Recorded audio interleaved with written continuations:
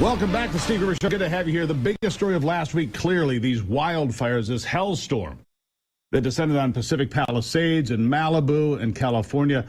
I mean, it looks like a bombed out part of Berlin, Germany in May of 1945. It's awful. And one of the folks that I've been following on social media for a while now that I've gotten to know pretty well, Grant Cardone, you've seen me talking to him here. He is the creator of 10X, the CEO of Cardone Capital and Cardone Training Technologies and so much more.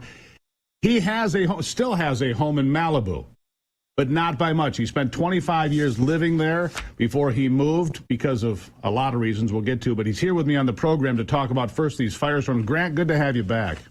Hey, good to be with you, Steve. I wish it was under different circumstances. Well, I agree with you on that, man. Look, you're angry.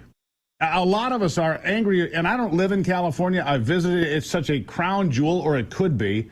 It is so mismanaged. Let's start with your house, though. I've been following you on X, and your house burned, but not to the ground. It's survived. It's right there on the coast. It's like the last house standing. You must feel somewhat blessed by that. I feel like I'm like God's got a bubble around me or something, because the 40 homes adjacent to me going west, there's a beach line right there called Carbon Beach, and then a row of homes, a very prestigious neighborhood that has been kind of the crown jewel of the coast of California for years. And then there's a PCH. The PCH is the Pacific Coast Highway. And I've always said, again, I lived out there 25 years and we go back and forth for the last 12. So for 40 years, I've said, if a fire ever crosses that road right there, that's called the PCH. Right. It will light up that beach, that beach community like a tinderbox. And the reason why is because those homes, the amount of regulation by the very oppressive Coastal Commission there that supposedly controls and regulates what that coastline should look like has allowed people that have homes that are 50, 60, 75 years old. Imagine 75 years of timber sitting there that hasn't been replaced, hasn't been improved. It's waiting for one spark. And that's what happened. 40 homes adjacent to me lit up. The fact that it stopped at my house, we have no idea why I was so blessed. My family is so blessed that we didn't lose that home. So many of the neighbors there that have lived there for 40 years in their homes as primary residents. Well, you look at some of those houses, some of those houses were like 1950s craftsmen. Of course, one spark, boom, you got 90-mile-an-hour winds and no water in the hydrants. I mean, I don't know how California charges the taxes they charge. And you have no water in the hydrants, no plan. Your mayor, it's fire season. She's in Africa. To me, it's mind-boggling at every level.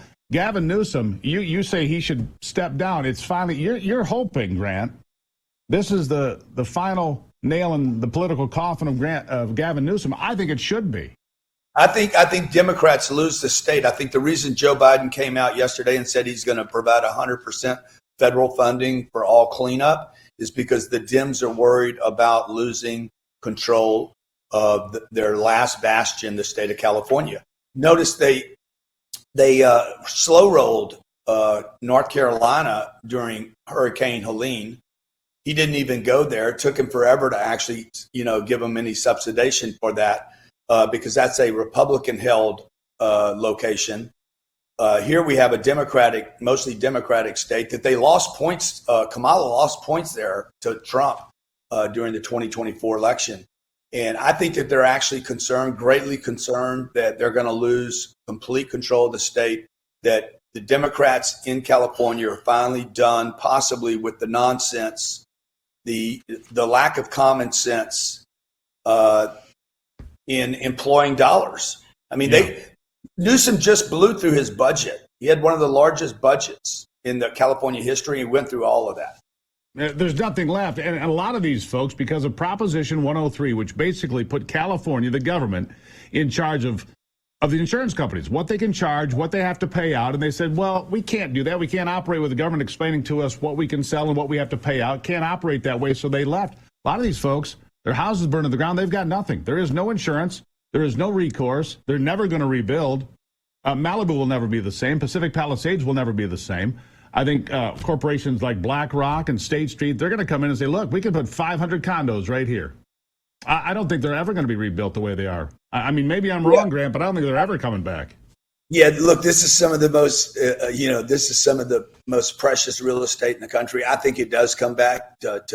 I think it comes back probably better than it has ever been. I mean, in single-family homes, I think it's coming back in a different way. It'll definitely come back. It's fabulous real estate. It's just going to be very different, obviously. Well, the issue is that this is a deeper issue. Is the issue is, should somebody like me be able to own a half an acre of oceanfront and just keep it for my family? Should the Larry Ellisons and the Mike Milkins of the world and the David Geffens be able to own that strip, when in truth it would be better? Not that I'm a fan of BlackRock, but it would be better if that coastline was built as verticals like we have here in Miami, and thousands of families could live and enjoy those views in the ocean, not just a handful of maybe 80 people. Well, I think those are conversations that are going to happen for sure. Look, your anger... It would be better for the tax base. It would Sure. actually generate taxes so that the city could be independent of the Fed. The state of California just keeps tapping the federal government for emergencies. They love emergencies. They got $12 billion. No, they got $15.5 billion for COVID. Nobody can see the money. They spent $12 billion on homelessness, only to end up with more homelessness. And they spent $12 billion on a rail that never got built. But, yeah, and that's the target of Elon Musk. He wants that to go away. We all know that. Go ahead. They didn't spend a penny burying the electrical lines that no one's talking about. This is what causes these fires year after year. They're not imposing on the electrical companies to PG&E to bury the lines, go underneath. You're going to have winds. You're not going to stop the Santa Anas that roll through California every year. They weren't cleaning or deforesting. They're protecting field mouse. If it's a field mouse, a smelt, if you're transgender or gay, you're protected in California. Absolutely. Everybody else. You make a good point here that I want to make sure that people understand this. If you go back a couple of hundred years or more, the Indians camped every year on the beach because the fires came through, the Santa Ana winds came through every year. This happened. This is not a surprise. You have to be prepared for it. Now, you think it's going to cost $500 billion in a post-year. I think you're probably right. Could actually exceed that. But I want to ask you about something. I've heard you talk about this. Would you ever return to California? You lived there for 25 years. You obviously have an affinity for the place. You love the place. Would you run for governor? Well, look, it doesn't matter who runs for governor right now. If the people don't want it, it doesn't matter until the base of voters there in LA County, San Francisco, and San Diego become intolerant and have had enough and no longer care about blue or red, care about common sense, and they want to actually change things, and they're willing to actually penalize tiny groups, because the tiny groups will have to be left out of the next change equation.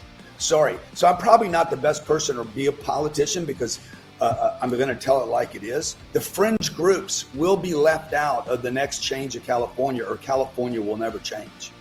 I think you're exactly right about that. Change is in the air right now, that's for sure. I'm with Grant Cardone. He formed 10X in a variety of different ways.